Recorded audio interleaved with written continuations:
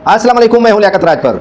दोस्तों, क्या धरने जो लगे थे वकला के, उसी के बाद नाला और नाराज़गियाँ वकला के साथ शुरू हो गई हैं। कहीं वकला पर तशद्दुद हो रहा है तो कहीं वकला के खिलाफ मुकदमे दर्ज किए जा रहे हैं, कहीं अदालतों का सरिश्ता बंद किया जा रहा है, तो कहीं पर वकला के धरनों के बावजूद भी उनकी FIR दर्ज नहीं की जा रही है। वकला जो सरापा एहतजाज हैं और उन्हें रियासत की जानिब से अहमियत नहीं दी जा रही है। और रियासत की जानिब से अहमियत क्यों नहीं दी जा रही है, ये मैं आज आपको बताता हूँ। वकला जो जद्दोजहद कर रहे थे, आमिर नवाज बड़ाइच ने अरबों रुपए का नुकसान कर दिया, और ये नुकसान था केनालों के खिलाफ धरने के दौरान। कंटेनर्स बंद थे और पाकिस्तान के तमाम रास्ते बंद किए गए थे और गाड़ियों की आमदोरफ्त भी बंद थी, जिसके बाद नवाज लीग हुकूमत ने पीपुल्स पार्टी के साथ मिलकर ये आर्जी तौर पर कैनाल्स बनाने का जो मंसूबा था उनको मुअत्तल किया। ये बंद नहीं किए बल्कि मुअत्तल किया कि हम 3 कैनाल नहीं बना रहे। जिसके बाद यहाँ धरनों पर मौजूद वकला के खिलाफ कार्रवाइयाँ होना शुरू हो गई, जिसके बाद वकला पर तशद्दुद होना शुरू हो गया। मरीर में आपने देखा होगा कि वकीलों पर पुलिस अल्लाह नबासी की जानिब से जो SHO स्टील टाउन है,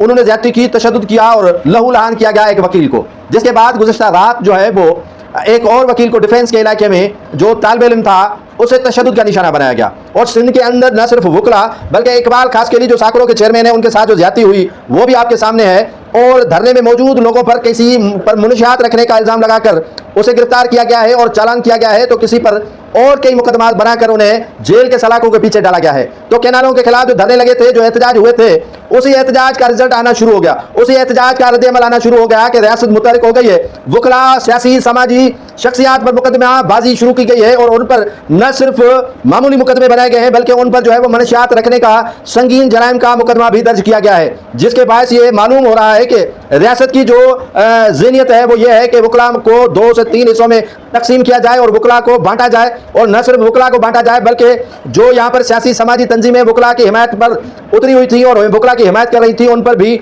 मुकदमा बनाकर उन्हें जेल भेजा जाए और जेल में वो सड़ते रहें। और सियासी इंतकामी कार्रवाइयाँ न सिर्फ वकला के खिलाफ की जा रही है बल्कि उन सियासी समाजी सिविल सोसाइटीज़ के रहनुमाओं पर की जा रही हैं जो इन एहतजाजी तहरीकों में सर फहरिस्त थे। अगर किसी का वालिद किसी थाने का हेड मोहरिर है तो वहाँ पर भी उसको हटाया गया है, और अगर किसी का वालिद जो है वो किसी महकमे का मुलाजिम है तो उसे भी जो है वो हटाया गया है। अगर कोई शख्स किसी महकमे में मुलाजमत के दौरान एहतजाज कर रहा है तभी उनकी तनख्वाहें बंद करके उन्हें भी जो है वो सबक सिखाने की कोशिश की जा रही है। सिंध के बाशिंदों का, सिंध के अवाम का कसूर यह था कि वो कैनालों के खिलाफ भरपूर तरीके से एहतजाज कर रहे थे और अब रियासत उनके खिलाफ जबर और ज्यादती का निशाना बनाने की कोशिश कर रही है।